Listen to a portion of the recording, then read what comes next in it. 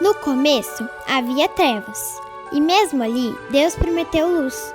Uma luz que não nasceria do mundo, mas viria ao mundo. Uma luz que não seria criada pelos homens, mas enviada por Deus. O advento é esse tempo. Tempo de esperar, tempo de lembrar, tempo de preparar o coração para a chegada do Rei. No silêncio da história, Deus falou. No escuro da noite, Deus brilhou. No meio da nossa confusão, Deus veio ao nosso encontro. O advento nos convida a caminhar devagar, a enxergar os sinais da graça, a abrir o espaço no coração para aquele que rompe a escuridão. Emanuel, Deus conosco. Neste dezembro, a nossa igreja caminha unida. Uma jornada de fé, de expectativa e de esperança até o dia em que celebraremos juntos a chegada da luz do mundo. Advento, o Rei vem, prepare o coração.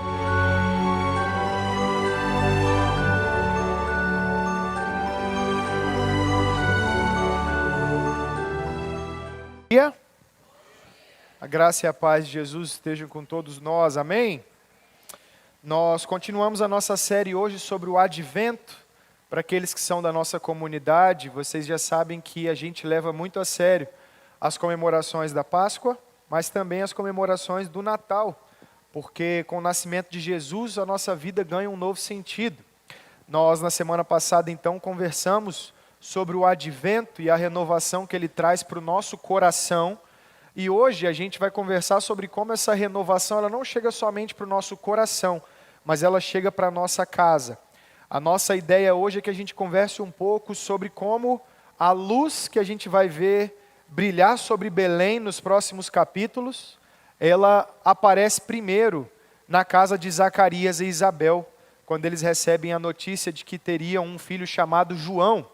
Nós vamos ler esse texto em Lucas capítulo 1, a partir do versículo 57, e vamos ver como o Advento ele traz renovação para a nossa casa, e assim a gente consiga entender como pensar nesse fim de ano, na nossa família, na nossa casa, sobre qual é o nosso lugar em toda essa história, e sobre como esse renovo chega também para nós hoje, ok? Lucas capítulo 1, versículo 57.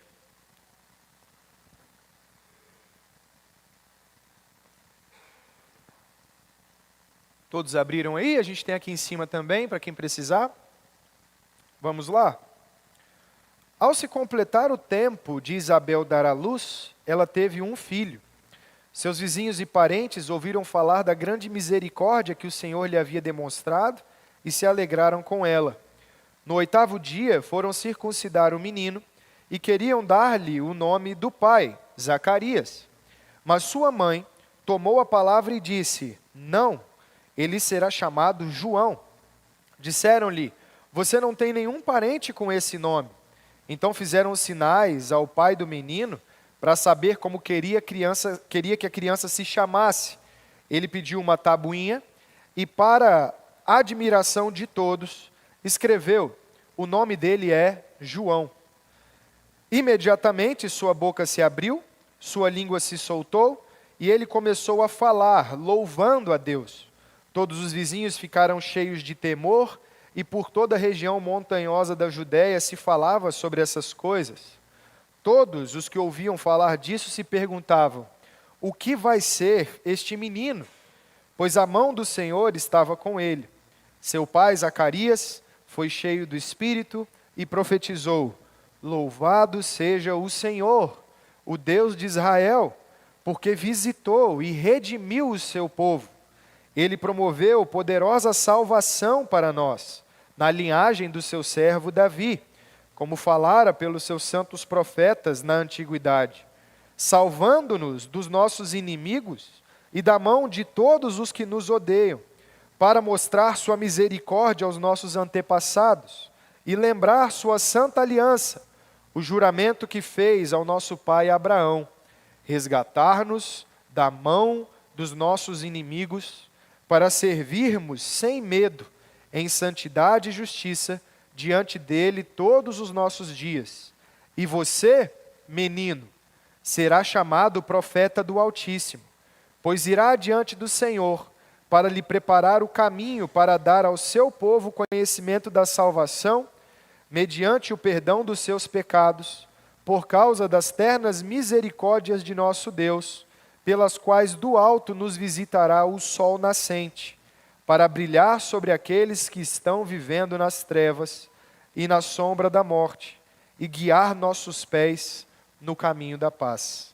E o menino crescia e se fortalecia em espírito, e viveu no deserto até aparecer publicamente a Israel. Vamos orar, queridos? Santo Deus, nós te louvamos pela sua palavra, pedindo que com ela lida, Senhor, diante de nós, o Senhor impeça que a gente atrapalhe e que o Senhor afaste os nossos pensamentos confusos, os nossos sentimentos confusos, e pelo Espírito Santo o Senhor nos ensine, o Senhor nos instrua, que não sejam, Senhor, as nossas vontades, mas seja tão somente o seu Espírito com a sua palavra lida em voz alta e com a atenção de todos os nossos irmãos aqui, todos nós juntos, que todos nós possamos ser instruídos pelo Senhor, não por palavras humanas, mas pela verdade das Escrituras.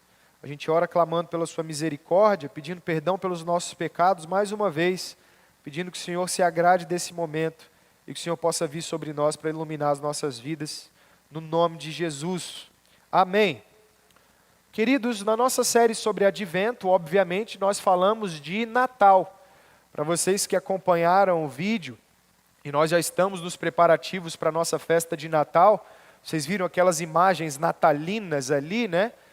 Então, quando nós falamos de Natal, eu não sei para vocês, mas o Natal para mim, para minha casa, para minha família, é um momento de reunião familiar, um momento de renovo, um momento de esperança, um momento que a gente espera chegar depois de passar um ano difícil, para a gente poder ter um pouco de alívio. Então eu não sei como funciona na casa de vocês, mas lá em casa a gente costuma se reunir para decorar a árvore, para decorar a casa inteira, para ver os mesmos filmes, para trocar presentes na ceia, para se juntar no dia 25 de novo, para fazer um almoço com a família toda. E então para a gente essa data é muito especial, imagino que para muitos dos irmãos também. Só que ao mesmo tempo que essa data é muito especial, ela também significa reunião familiar, né?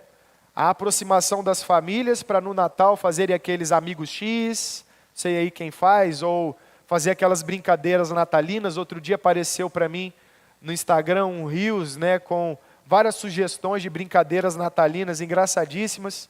E aí então a gente sempre se lembra no Natal de estar com os nossos parentes, amigos próximos. E então nesse sentido, o Natal ele pode não só significar acalento, mas também uma leve preocupação bem-humorada com a família toda reunida, né?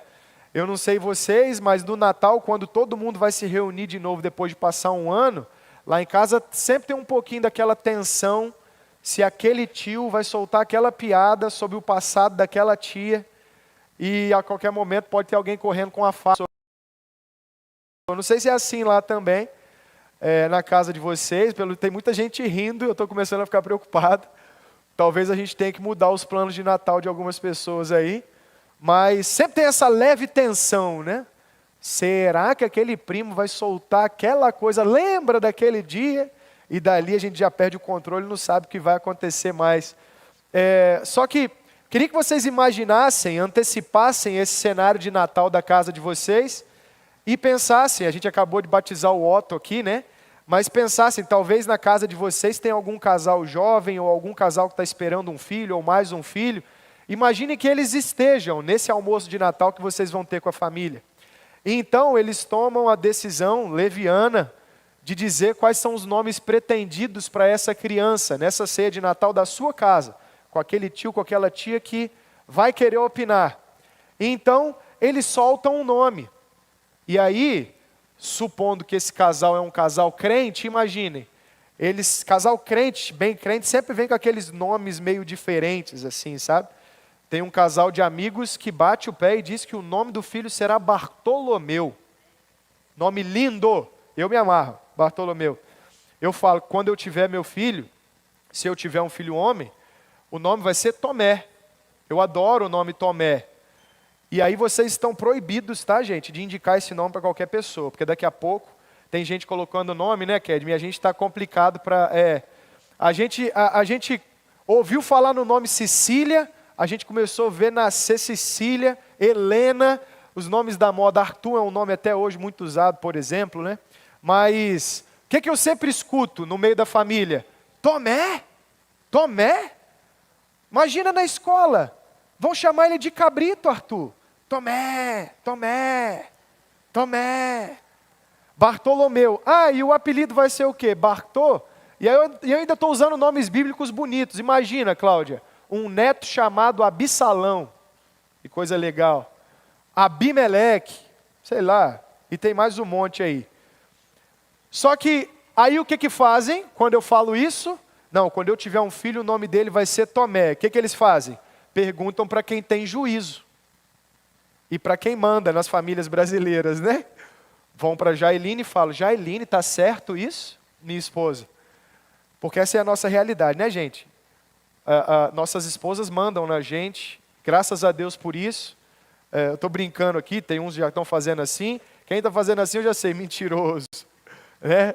Mas, porque vão perguntar para quem tem juízo, então Jailine muito sabiamente, né, mulher honrosa, ela fala, não, vai ser Tomé mesmo, eu também acho bonito e tal. Só que é mais ou menos isso que está acontecendo, percebem, com Zacarias e Isabel. Por isso que eu estou contando essa história toda. Qual é a diferença da história de Zacarias e Isabel? Naquele tempo quem mandava na casa era o homem.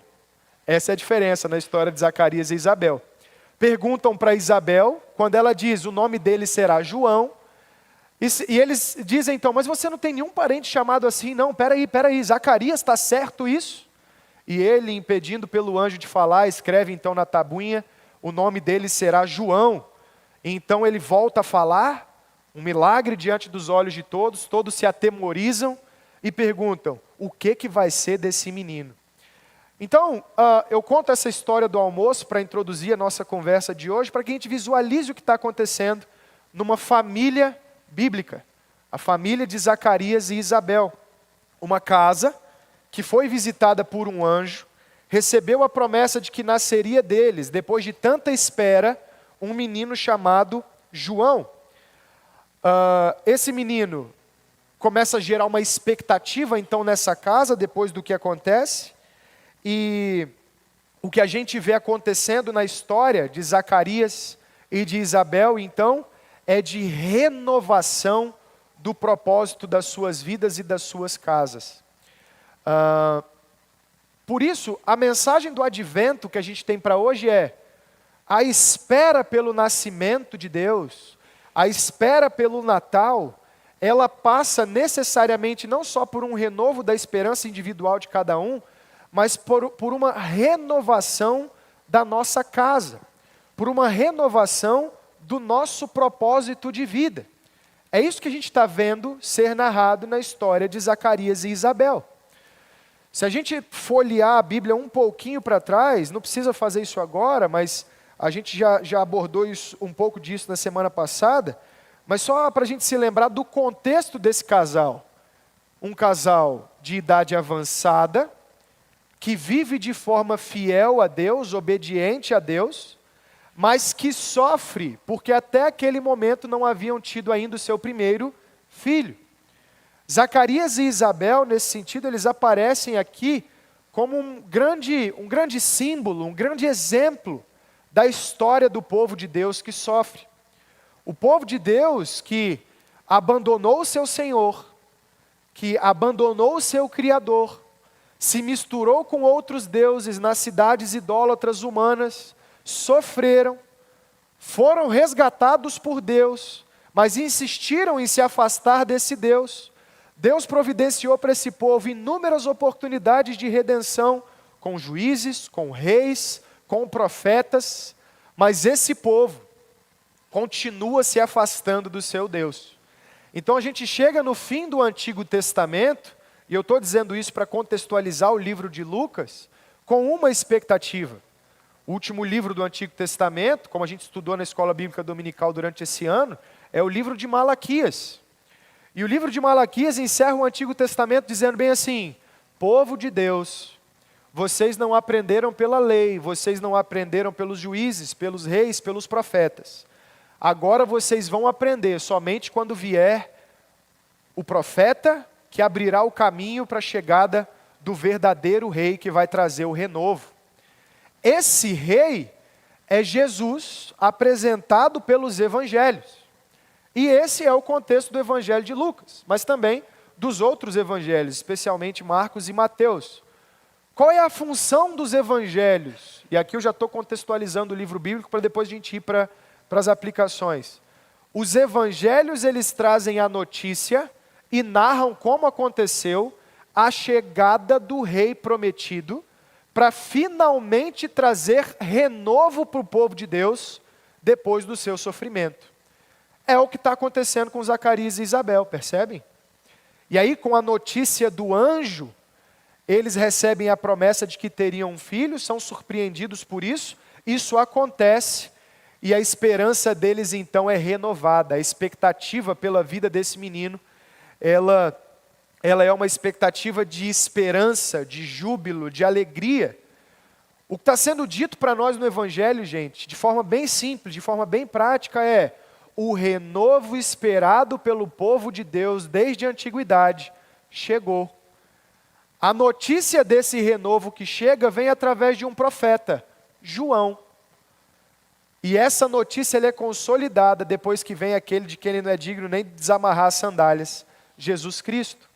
Por isso, como nós vimos na semana passada, a promessa recebida por essas duas mães, Isabel recebe do anjo a promessa de que nasceria João.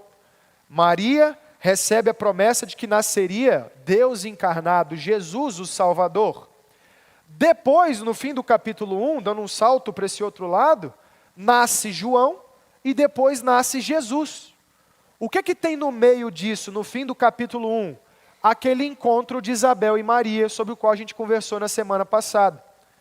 Quando Isabel chega diante de Maria, o seu ventre se agita, imaginem isso. O texto diz que o Espírito Santo toma conta de Isabel e de João, porque eles reconhecem a mãe do seu Senhor. E o Espírito afeta João ainda no ventre de sua mãe, quando ele reconhece a presença de Deus encarnado no ventre de Maria. E a afirmação então do fim do capítulo 1 é: o renovo está chegando, porque Deus está chegando encarnado diante de nós. João tem um papel nisso. Ele é o profeta, o Elias prometido, que viria à frente do Salvador para anunciar o seu caminho. Lembram disso? Palavra do que clama no deserto, ele prepara o caminho para aquele que vem. Então, quando Jesus chega para ser batizado por ele faz questão de apontar: eis aí o Cordeiro de Deus que tira o pecado do mundo, e dele eu não posso nem desamarrar as sandálias. O que está acontecendo aqui, gente, no início do Evangelho de Lucas é, através dessas promessas, Deus está realizando renovo. Deus está realizando renovação, porque as promessas dos últimos profetas estão se cumprindo. É isso que está acontecendo aqui. Vai nascer um outro sacerdote? Vai nascer um outro rei, um outro profeta? Não, vai nascer Deus. E vai nascer Deus segundo a promessa desses profetas. Como? Vem um profeta para abrir o seu caminho, e esse Deus vem logo em seguida, Jesus Cristo encarnado. Ok, gente? Essa é a mensagem central do Evangelho de Lucas. O renovo, a renovação, a libertação, a redenção estão acontecendo com a chegada de Deus encarnado na barriga de uma virgem. E diante dela, uma amiga, uma parente, com o profeta que anunciaria o caminho desse Deus, junto com ele. Ok, gente? Só que o que é interessante nessa passagem de Zacarias e Isabel é que o profeta João ele não ganha tanta ênfase quanto a família dele. Quem recebe ênfase aqui é Zacarias e Isabel, os parentes que questionam o nome que eles estão dando para essa criança, e depois o louvor de seu pai, o louvor de Zacarias, porque esse renovo chegou, porque esse menino ele tem um novo propósito, e porque mais do que isso, a sua própria casa tem um novo propósito. Então a nossa mensagem hoje para o Advento, a partir da história de Zacarias, Isabel, João e sua família é: no Natal, nossas casas ganham um novo propósito. no Natal, nossas casas, nossas famílias, a nossa vida, aonde ela começa, ganha uma renovação, ganha uma nova esperança, tem uma mudança de rumo. É isso que está acontecendo aqui. Por isso, o Natal não é uma mensagem só para mim, não é uma mensagem só para você. O Natal é uma mensagem que toma conta das nossas casas. Por isso ele é símbolo de encontro familiar, de reunião, de comemoração comunitária, como a gente sempre faz aqui todos os anos. Mas por que isso acontece no Natal? Porque através desses dois nascimentos, João, o profeta que anunciará Jesus, que é o segundo nascimento, narrado no início do livro de Lucas, essa renovação ela se consolida. A promessa dos profetas se cumpre. Deus se faz presente, porque nós não fomos libertos, ou melhor, nós não obedecemos a Deus antes, nós não voltamos para Deus pela lei, pelos profetas, pelos reis, mas agora a gente vai voltar para Deus pelo Filho, na nova aliança que Ele vai trazer para nós em sua obra de redenção. Em uma obra de perdão de pecados, de salvação e de renovação completa da aliança com Deus. Ninguém mais pode fazer isso, ninguém mais poderia fazer isso. É isso que os últimos profetas estão dizendo. Só quem pode fazer isso é Deus mesmo. E Ele providencia isso através do seu nascimento encarnado. Amém? Tá claro, gente? Tá fácil? Beleza? A renovação, ela acontece com a chegada do reino de Deus, com Deus encarnado mesmo em Jesus Cristo no ventre de Maria. E o papel de Zacarias e Isabel é darem a luz ao profeta que anunciaria ele. Então o que a gente vê acontecendo com Zacarias e Isabel? Eles são tomados na sua casa por essa renovação. A partir disso, a gente tem aqui, para que isso fique prático para nós e para as nossas casas, três maneiras através das quais essa renovação, ela chegou para eles e ela chega para nós hoje, ok? Só tomar uma água aqui.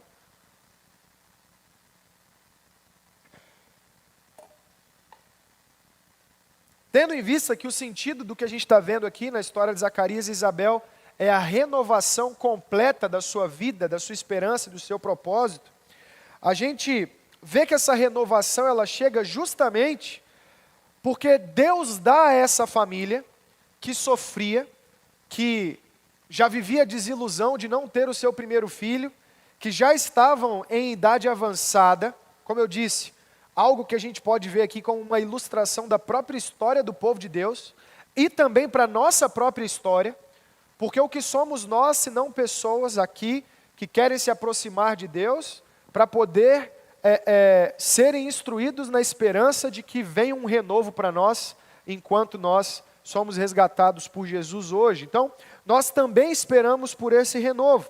Só que como esse renovo chega para Zacarias e Isabel, e como então ele chega para as nossas casas hoje? Através de um novo propósito. Olhem comigo de novo os versículos 61 a 64, para que a gente entenda isso. Disseram-lhe: você não tem nenhum parente com esse nome, o João. Estão questionando a eles. Então fizeram sinais ao pai do menino, para saber como queria que a criança se chamasse. Ele pediu uma tabuinha, e para admiração de todos escreveu: o nome dele é João. Imediatamente sua boca se abriu, sua língua se soltou, e ele começou a falar, louvando a Deus. O que a gente está vendo acontecer? O que a família esperava? E essa questão do nome ela é muito importante para judeus, especialmente. A família esperava que um filho menino seguisse o nome do pai, ou um nome dentro da herança, ou da sucessão do seu pai. Justamente porque o sacerdócio ele era exercido por uma linhagem familiar, né? Era esperado que um filho de Zacarias seguisse não somente a ordem familiar de Zacarias com o nome do seu pai, mas também talvez seguisse o seu ofício, fizesse as coisas que o seu pai foi separado também para fazer. Por isso, quando eles esperavam um nome, os parentes esperavam um nome que seguisse a família de Zacarias e Isabel nesse caso, eles se surpreendem quando eles afirmam que o nome será João. Porque para eles esse significado, percebem, envolve uma herança familiar, envolve um ofício a ser praticado e algo a ser seguido na vida desse menino. Por isso a gente vai ver, inclusive, que quando eles dizem que o nome será João, e quando eles são surpreendidos, porque o Zacarias volta a falar, eles logo se perguntam, o que será desse menino? O que ele será? O que ele fará? Porque o nome para eles é muito mais do que a beleza estética que a gente tenta dar para o nome hoje em dia. A gente procura o nome pelo gosto, a gente procura o nome pela beleza do nome, às vezes pelo significado do nome, às vezes também por um valor pessoal. Mas no contexto deles, o nome era algo muito mais profundo, tem a ver com a tradição mesmo, familiar, né? Então eles se surpreendem por isso, e o que isso indica para nós? Que essa mudança de nome indica uma mudança de propósito familiar, uma mudança de orientação familiar. A ordem para qual essa família foi separada, ela muda quando eles recebem a promessa de que nasceria um filho, e o nome dele não seria escolhido pelo seu pai e pela sua mãe, mas o nome dele seria João. Mudança de rumo, mudança de propósito, ok? Olhem comigo agora os versículos 76 e 77, para a gente firmar isso dentro da oração que o próprio Zacarias faz. Olha o que o Zacarias vai dizer. Quando ele mesmo responde à pergunta do que será esse menino. E você, menino, será chamado profeta do Altíssimo, pois irá diante do Senhor para lhe preparar o caminho, para dar ao seu povo o conhecimento da salvação, mediante o perdão dos seus pecados. Esse menino é separado para um outro ofício. Esse menino é separado para um outro propósito. Essa família, ela tem uma outra direção, uma outra orientação. Os filhos de João serão outros sacerdotes, como foi Zacarias e muitos outros parentes dele? Não. Esse menino será o profeta que anunciará o Altíssimo. Essa mudança de rumo, ela é uma mudança profunda, percebe? Zacarias, como patriarca, diante da promessa do anjo, ele se submete a essa mudança de rumo, a essa mudança de propósito, e imediatamente diz, não é o meu nome não, ele não fará o que eu farei não, o nome dele é João, e ele vai anunciar os passos do nosso Senhor e da nossa renovação. Gente, isso aqui é bonito demais. Uma casa, ela é renovada por Deus, quando ela se submete ao novo propósito, entregue pelo próprio plano de Deus, quando ele chega a nós. Isso aqui é muito legal. Só que isso aqui também é muito desafiador, porque brasileiros têm grande dificuldade em abrir as suas casas. Entendam o que eu quero dizer. Nossa, Arthur, mas aqui, por exemplo, na igreja nós somos brasileiros, cariasquenses, de outros municípios em volta, e a gente costuma abrir as nossas casas. Não estou falando de receptividade não, do almoço. Eu estou falando da gestão da casa. Eu estou falando dos valores da casa. Nós somos o povo que tem alguns ditados tipo assim, em briga de marido e mulher, não faz o quê? Não se mete a colher, é ou não é? E a gente fala, olha rapaz, cuidado em intervir em casamento, hein? A gente fala bem assim, né? Porque você intervém, fala que um está errado, que o outro está errado, você dá uma solução, daqui a pouco eles se resolvem, quem fica com cara de tacho é quem? Quem interviu. Quer ver um outro costume que a gente tem? Está um filho dos outros assim, mal educado, toda errada a criança, aí você vai falar bem assim, meu Deus do céu, como é que pode? Aí logo aparece alguém do seu lado e fala bem assim, o inseguro, cuidado que você vai ter filho, hein? Fala do filho dos outros não. Aí eu logo repreendo e falo bem assim, maldição não pega em crente em Jesus Cristo. Então, ainda mais maldição pelo que a gente fala, nem nada disso. Por quê? Falar do filho dos outros é ofensa. Sabe? Tinha um pouquinho além. Vocês já estiveram num ambiente em que alguém que não estava acostumado a ser confrontado foi confrontado? Gente, você virar para alguém no nosso tempo, brasileiro então, e falar bem assim, você está errado, é chamar para briga. É chamar para porrada. Se chamar de ímpio, então, é isso, é pecado. Fala, eu? Pecado? A gente tem dificuldade com isso. Tem um historiador brasileiro que explica isso para nós, na nossa história, o nome dele é Roberto da Mata. Ele escreve um livro chamado A Casa e a Rua. E aí ele explica assim, no Brasil, a casa é o domínio da vida privada. O que a gente faz lá, ninguém precisa ficar sabendo. O vício que a gente tem lá, o nosso jeitão dentro de casa, a nossa postura, ela geralmente é bem diferente daquilo que acontece na rua. Rua é terra de ninguém. Rua é o lugar de ganhar a vida, não é? Rua é o lugar da gente, cada um que faça o necessário para se proteger, cada um que faça o necessário para alcançar os seus propósitos. Na rua é o lugar do trabalho, da convivência, do tolerar. Quer ver um exemplo disso? Quem aí consegue me dizer que gosta de todas as pessoas do seu trabalho? Maldade essa pergunta, né? Arthur, assim, eu trabalho com muita gente. Você vai dizer, gostar de todo mundo é brincadeira, né? Mas aí, geralmente, como que a gente trabalha? Se você trabalha num ambiente não cristão, você vai para o trabalho, vão lá. Você vai para o trabalho, você chega no trabalho, convive com todo mundo e chega em casa reclamando da galera do trabalho, não é? Geralmente não é assim? Não é assim? Chega em casa, não, fulano lá, pelo amor de Deus, mas você falou para eles que chegou a conversar? Não vale a pena não. Vamos seguir vivendo, toca o barco, não é assim que a gente faz? Porque o brasileiro ele vive com máscaras.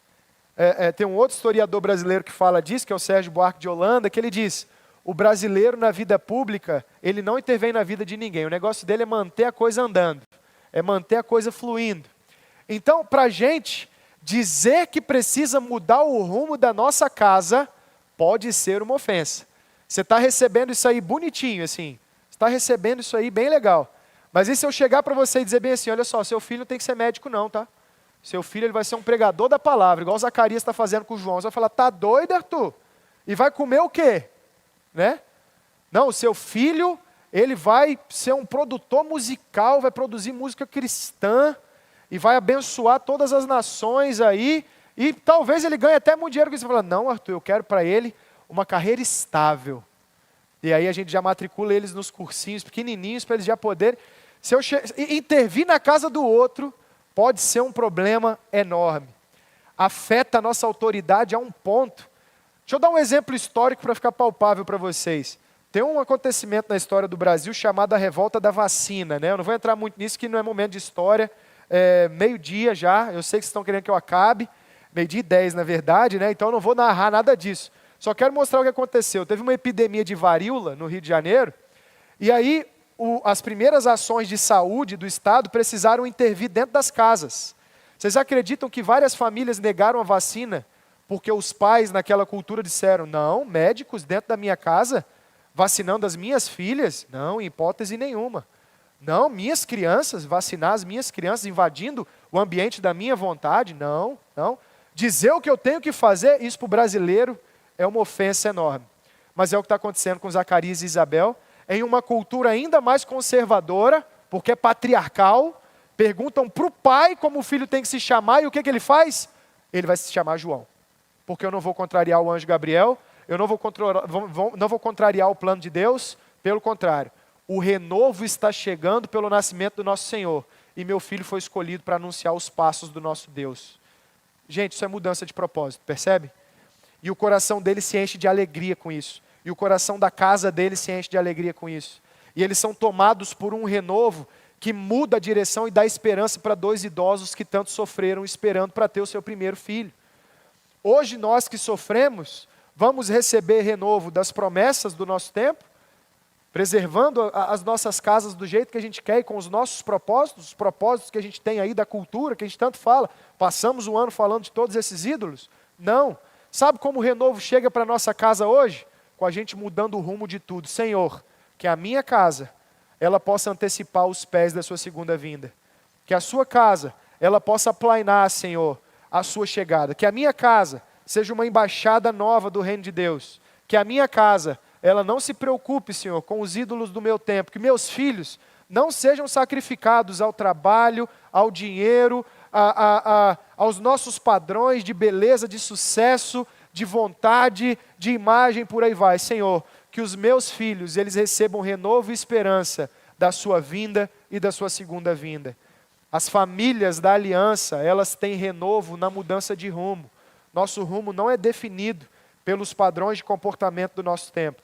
Nosso rumo é definido pelas promessas realizadas do nosso Deus. Que promessas realizadas são essas? Jesus veio, nosso Deus encarnado. João veio para anunciar os seus caminhos. E assim como essas promessas elas foram cumpridas, vai se cumprir a última promessa, a promessa de que ele vem uma segunda vez para nos levar de volta. Então, o nascimento de João, o nascimento de Jesus, o advento, eles renovam a nossa esperança, porque nós fazemos parte de um plano eterno muito maior. E não só nós, mas a nossa casa foi escolhida e chamada para ser um lugar onde esse renovo ele é experimentado, onde esse renovo ele é sustentado, onde esse renovo ele dá um novo sentido para os nossos caminhos. Não se chamará Zacarias, não será um sucesso, não será bem visto por todos, não será bonito, não será cheiroso. Ele será um profeta do Altíssimo. Ele será alguém que entende o sentido da sua vida na promessa realizada de Deus, e por isso ele tem a esperança dele sustentada no único que não falha com as suas promessas. Reis passaram, leis passaram, profetas passaram, e o povo de Deus não foi renovado. O povo de Deus continuou se afastando de Deus. Mas com a chegada do verdadeiro profeta, com a chegada do verdadeiro rei, com a chegada de Deus encarnado, nós temos o verdadeiro renovo. Nada mais importa. Essa é a mensagem do Natal. Esse é o alívio do Natal. Esse é o alívio do advento. E é isso que Zacarias e Isabel estão experimentando, percebe? Parece que dá para sentir, parece que dá para ouvir o suspiro de alívio de Zacarias. Chega dessa espera, chega dessa dor. A gente queria ter filhos e sofre há muito tempo. O Senhor tem sido bom com a gente. De nós vem um profeta do Altíssimo, a nossa vida tem um outro sentido. A mensagem para nós hoje, no advento, nossas casas têm um novo sentido, irmãos. Nossas casas não estão sacrificadas aos ídolos pelos quais a gente correu atrás o ano todo. A gente chega no fim do ano e a gente pode então descansar no advento, porque um menino nos nasceu. Ou porque a nossa casa foi chamada para ser uma embaixada do seu reino. E porque a nossa casa foi chamada para ter um novo propósito. Amém? A segunda forma pela qual esse renovo chega para nós é por esse temor. Olhem comigo o versículo 65 e o versículo 66. Todos os vizinhos ficaram cheios de temor, e por toda a região montanhosa da Judéia se falava sobre essas coisas. Todos os que ouviam falar disso se perguntavam: o que vai ser este menino? Pois a mão do Senhor estava com ele. Aí olha que legal o que o Zacarias diz na sua oração respondendo a isso. Versículos 69 a 75. Deus promoveu poderosa salvação para nós na linhagem do seu servo Davi, como falara pelos seus santos profetas na antiguidade, salvando-nos dos nossos inimigos e da mão de todos os que nos odeiam, para mostrar sua misericórdia aos nossos antepassados e lembrar da sua santa aliança. O juramento que fez ao nosso pai Abraão. Que juramento? Resgatar-nos da mão dos nossos inimigos, para servirmos, atenção, para servirmos sem medo, em santidade e justiça, diante dele, todos os nossos dias. O alívio que chega para Zacarias e Isabel é alívio porque tira todo o medo, toda a preocupação com as circunstâncias da vida, todo o peso carregado por aquela família, toda a dor com a qual eles se preocupavam, acabou. Não há mais medo, a promessa feita a Abraão está sendo cumprida. Nós podemos servir ao nosso Deus sem medo. Nós podemos viver sem medo, sem constrangimento. Tem uma música do Marcos Almeida, que ele diz bem assim, desaprendi a ouvir o som da sua boca, eterno. Desaprendi a encarar a solitude da alma. O Senhor me chama e me chama a ser valente, mas o medo estraga. Ele diz então nessa música, escutem depois. O medo geralmente é o que nos prende nas nossas preocupações. E aí quando eu digo na primeira aplicação bem assim, tem renovo para a sua casa, talvez você diga: Arthur, mas os problemas são muitos, mas as circunstâncias são muitas. Arthur, as doenças são muitas, os enfermos são muitos. A gente chega no fim do ano cansado, a gente chega no fim do ano assoberbado, a gente chega no fim do ano ameaçado, a gente chega no fim do ano pobre, a gente já não está dando conta, já usamos o 13º para comprar os presentes de Natal, para poder pagar a ceia, Arthur. Como, Arthur, que dá para ter renovo no Natal, querido? A mensagem que o Zacarias está reverberando aqui é: podemos servir sem medo, nada mais importa. que o mundo siga o seu fluxo, porque o seu destino, ele acaba de ser explicado, ele acaba de ser revelado a todos nós. A promessa de Deus se cumpriu. O sentido de toda a história, ele está revelado. Deus se faz encarnado para que a sua aliança seja refeita. E agora a gente não tem que se preocupar com mais nada, queridos. Lembram quando Jesus disse que um semeador, ele saiu a semear e uma dessas sementes, ela é consumida pelas preocupações da vida? Nossas casas talvez estejam sufocadas no fim desse ano, porque as preocupações elas vão nos assoberbando e nós esquecemos o sentido das nossas vidas e das nossas casas. Nossas casas não servem aos ídolos do mundo, nossas casas não servem aos objetivos materiais, nossas casas não servem aos objetivos financeiros, profissionais e por aí vai. Nossas casas servem ao Senhor que veio e vem uma segunda vez. Quando nós vemos uma criança sendo batizada, o nosso desejo precisa ser, assim como na oração que o pastor Rômulo trouxe para nós, aqui está alguém que vai anunciar o reino de Deus. Aqui está alguém através de quem o reino de Deus ele vai crescer, até que o Senhor venha. Aqui está mais um que o Senhor deu a oportunidade de ter essa vida para ter o caráter de Cristo formado nele. E ele então poder desfrutar do descanso eterno com o seu Senhor, adorando ele pela eternidade e rendendo frutos para esse Senhor pela eternidade inteira. Qual é a ilusão que as preocupações da vida trazem para as nossas casas hoje? De que a gente precisa dar conta de tudo, porque só temos essa vida. O meu filho, ele precisa fazer isso, aquilo, outro. O meu o parente, ele precisa dar conta disso, daquilo, outro. Como se a gente só tivesse essa vida. Não temos. Pelo contrário, nós vivemos com uma outra esperança. Os problemas não nos definem, as circunstâncias não nos definem, os pesos não nos definem, as doenças não nos definem. O máximo que a gente pode enfrentar nessa vida é a morte que já foi vencida pelo nosso Senhor, que estava acabando de nascer no momento do texto que a gente leu. Queridos, nada nos ameaça, nada ameaça a sua casa, não há o que temer. O que garante a sua segurança, a segurança da sua casa não são muros, paredes, cercas elétricas, alarmes, não. Que a gente tenta colocar nas nossas casas para ficar melhor, né? Que a gente tem essa ilusão com um muro de concreto que a gente está protegido. Não, o que nos protege é a graça do nosso Senhor. Porque nada nos separará do amor de Cristo.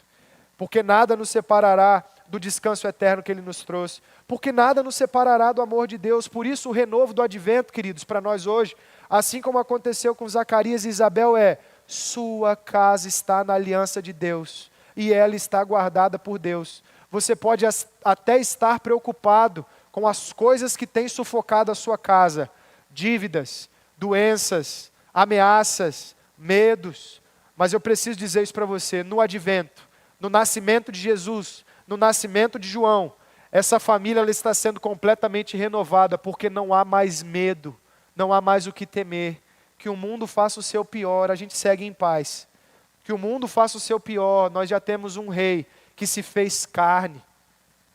A maior prova, ela vem diante de nós. Hebreus capítulo 1, verso 1. Aquilo que conhecemos pela lei e pelos profetas, agora conhecemos pelo Filho, que vai ser anunciado pelo João, que está nascendo de Zacarias e Isabel. Então o que a gente está vendo acontecer aqui, gente, é o seguinte, a prova que a gente precisava da nossa salvação, a evidência palpável da nossa salvação no advento, está diante dos nossos olhos, não há o que temer. A sua casa não tem o que temer. Não há o que temer pelo Otto, que a gente batizou aqui hoje. Não há o que temer pelos seus filhos. Não há o que temer pelos que crescem aqui. Não há o que temer por você. Não há o que temer. Salvos em Cristo Jesus, que recebem um novo sentido no advento, ganham uma outra perspectiva de vida. Uma outra perspectiva de vida. Você é perdoado dos seus pecados. Você é salvo dos seus pecados. Você tem uma nova vida com o Senhor que nasce encarnado. Acabou. E agora a gente ainda tem a dádiva de sentar numa mesa, tomar uma ceia, virar a noite de 24 para o dia 25, abraçar quem está do nosso lado e dizer, nós fomos feitos ricos com esses nascimentos. Nós fomos feitos abençoados, não há o que temer. Nós somos bem-aventurados com Isabel e com Maria, com Zacarias. Bem-aventurados, não há o que temer, queridos. Portanto, se num primeiro momento o renovo ele chega com essa mudança de rumo, porque nossos pecados estão sendo perdoados, e a sua casa talvez seja necessário que ela mude de rumo, para que você tenha paz e renovação, num segundo momento, nós temos renovo porque não há o que temer. Que esse fim de ano seja para você um período de paz. Ah, mas tem tanta coisa me tirando o sono. Deixa para o lado de fora da sua cama, do seu quarto, e descanse no seu Senhor. Um menino estava nascendo. Jesus Cristo encarnado, Deus encarnado, que iria para uma cruz, para morrer por nós, como morreu, para ressuscitar vencendo a morte e livrar a gente do medo da morte. Ok? O medo acabou, gente. Não há o que temer. Ah, Arthur, mas vem 2026 e tem eleição. O medo acabou, queridos. Não há o que temer. Ah, Arthur, mas o Fluminense não vai virar contra o Vasco hoje de tarde. Eu acho difícil, eu acho que vai virar. Mas acabou o medo.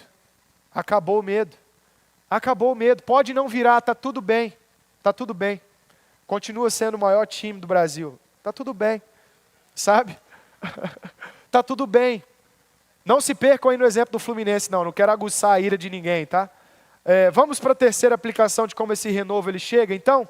Como essa renovação chega? Para a gente fechar e para a gente encerrar. Leiam comigo os versículos 67 e 68, por favor. Que são o início da oração de Zacarias. Seu pai Zacarias foi cheio do Espírito Santo e profetizou: louvado seja o Senhor, o Deus de Israel, porque visitou e redimiu o seu povo. Vamos ler isso de novo? Louvado seja o Senhor, o Deus de Israel, porque visitou e redimiu o seu povo. Deus se fez presente. Há uma música do Projeto Sola que eles cantam assim: a morte não o sepultou, não é isso? A eternidade agora toca aqui, no meio de nós. Gente, Deus está nascendo. O plano de Deus é tão perfeito, que a forma dele nos ensinar agora, e de nos resgatar, de nos renovar, é vindo em carne e sangue, como nós aqui. Então, quando nós nos vemos, a gente tem a nossa esperança renovada com o seguinte fato: Deus nos visitou. Louvado seja Deus. A eternidade veio. Não há mais o que temer, porque Deus se fez presente. E então a atitude de Zacarias é uma atitude de quê? De preocupação? De medo? Ai, não tem outro sacerdote vindo de mim? E se esse for o único filho, eu não vou ter nenhum herdeiro para continuar oficiando no templo no meu lugar? Ele está nem um pouco preocupado com isso. Ele está louvando a Deus, gente. Então, se você quer experimentar desse renovo, sabe como você pode gastar os seus dias em comemoração ao advento e se preparando para o advento? Em louvor. Por que não? Há uma cultura perdida no meio da igreja, que é a cultura de se preparar para o advento. Culturas mais tradicionais, no meio cristão evangélico, tem todo um calendário litúrgico de dias de preparação para o advento. Não sei se vocês repararam, mas a gente está fazendo isso no Instagram, vocês repararam? Dando esses materiais de divulgação, de preparação daquilo que a gente aprende com a promessa do advento. E o que é isso então que a gente chama de advento? É justamente a preparação da comunidade dos discípulos para a comemoração do momento em que a eternidade tocou no nosso meio, do momento em que Deus se fez encarnado, do momento em que a nossa vida ganhou outro sentido quando o poder de Deus se manifestou, quando o poder de Deus se fez vivo, prático, palpável, visível no meio de nós. Por isso a nossa vida ela é levada ao quê? Gastar ainda mais o nosso tempo com... Talvez você pense assim: Arthur, está chegando meus dias de férias, eu vou agora poder ver aquela série que eu esperava, aquele filme que eu queria. Vou poder jogar os jogos que eu queria, vou poder ver o que vou poder fazer os passeios que eu queria, ok. Faça, se tiver planejamento para isso. Agora, o que vai renovar a sua esperança no tempo de advento é louvar a Deus pelo que Ele fez a você e a sua casa. A sua casa precisa entender que a forma como você vive vai nutrir ou não o seu coração com a esperança correta ou incorreta. Nossas casas precisam ser antros de louvor. Nossas casas precisam ser ambientes de adoração. Nossas casas precisam ser ambientes litúrgicos. Nossas casas precisam ser ambientes planejados para que esse louvor, a chegada da eternidade, ela seja uma realidade vivida por nós todos os dias. Porque um menino nos nasceu, porque o pregador chegou a nós, porque o anjo deu a notícia, porque no ventre de uma menina chegava o Salvador, e porque esse Salvador nos deu a oportunidade de experimentar do corpo e da carne como ele experimentou, para que a gente aprendesse dele. A vida que nós temos dia a dia é uma oportunidade. Por isso, gente, não sei se já pensaram nisso, mas não levem a mal, eu sou meio maluco nessas reflexões, mas já pararam para pensar por que Jesus quis encarnar? Por que o meio dele de nos salvar é a sua encarnação?